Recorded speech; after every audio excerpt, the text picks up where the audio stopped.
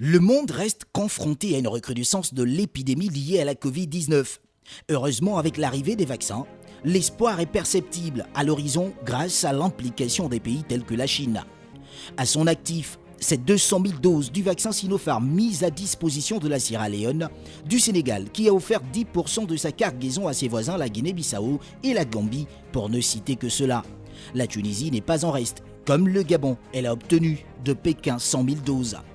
Revendiquant une efficacité de plus de 80%, le vaccin Sinopharm a déjà servi dans plusieurs pays du continent, comme les Seychelles, le Zimbabwe, l'Égypte, le Maroc ou la Guinée équatoriale.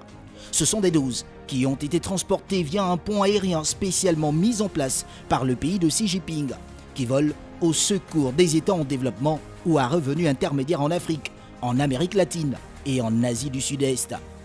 À ce jour, la Chine continue de fournir gratuitement ses vaccins à 53 pays dans le monde. Seulement, les prix de ces transactions et l'efficacité de ce remède sont critiqués à tort ou à raison par la communauté internationale, mais balayés d'un revers de la main par les autorités du Zimbabwe par exemple, qui affirment avoir bénéficié de tarifs préférentiels pour l'achat d'1,2 million de doses supplémentaires, rassurant de la bonne santé de leur population depuis la première campagne de vaccination. Le président des Seychelles, Macky Sall du Sénégal, Julius Maada Bio de la Sierra Leone, le roi Mohamed VI du Maroc, Nana Akufo-Addo du Ghana, le président américain Joe Biden, le premier ministre israélien Benjamin Netanyahou et le prince héritier d'Arabie Saoudite, Mohammed bin Salman, pour ne citer que cela, se sont fait vacciner, pour certains d'entre eux, avec le vaccin Sinopharm. Après avoir réceptionné ses premières doses de la firme chinoise, le Gabon va certainement démarrer dans les prochains jours sa campagne de vaccination contre la Covid-19. Et les premiers à bénéficier de ce vaccin sont les personnels soignants, les forces de sécurité, celles à risque et les personnes âgées.